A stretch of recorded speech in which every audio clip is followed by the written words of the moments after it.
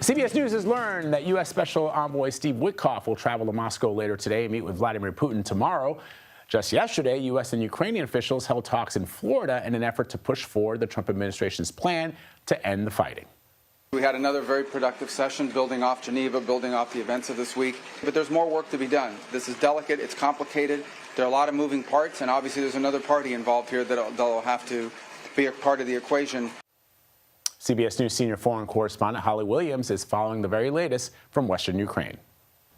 President Trump's special envoy, Steve Witkoff, is headed to Russia today and will meet with Vladimir Putin tomorrow, according to the Kremlin.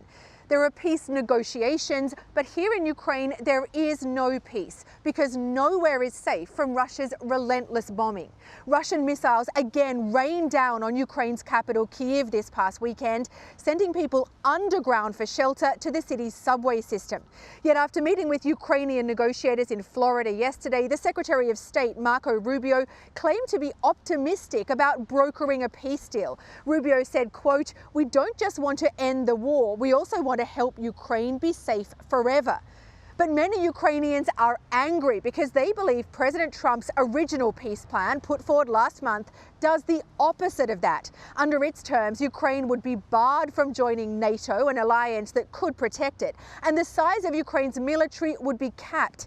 Many Ukrainians also say that the Trump plan would effectively reward Vladimir Putin for his invasion by handing over swaths of Ukrainian territory permanently to Russia.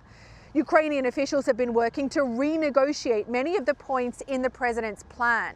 Ukraine and other European countries believe a peace plan that is favorable to Russia could be downright dangerous because it may encourage Vladimir Putin to launch more attacks in the future.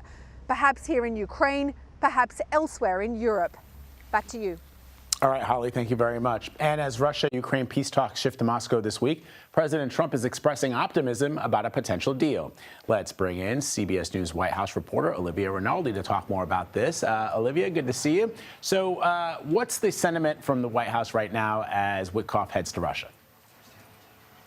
Well, Vlad, we actually do have a little bit of breaking news. We just got confirmed from a White House source on background that Jared Kushner, the president's son-in-law, is going to be accompanying Witkoff to Russia. Now, Witkoff has met with Vladimir Putin several times, one-on-one, in an effort to get an end to this war. But I believe this might be the first time we have learned about Jared Kushner going. Of course, he was very instrumental in the U.S. efforts to get an end to the war between Israel and Hamas that has been ongoing. And now he has turned his sights to the ongoing war between Ukraine and Russia. But to your question, this White House is expressing optimism. We heard from Secretary Rubio yesterday in Florida after talks with the Ukrainian delegation that there's still work to be done, but they seem to be trending in a positive direction, which is different than what we've been hearing lately from the president, specifically as it relates to Ukraine and Zelensky. Last night on his way home from Palm Beach after he was there for Thanksgiving, President Trump was asked about this on Air Force One. Take a listen to what he said about how he's feeling about how the negotiations are going with the Ukrainians. Well, they're going along, and they're going along well. We want to stop people from being killed. Ukraine's got some difficult little problems. They have some difficult problems. But I think Russia would like to see it end, and I know Ukraine would like to see it end.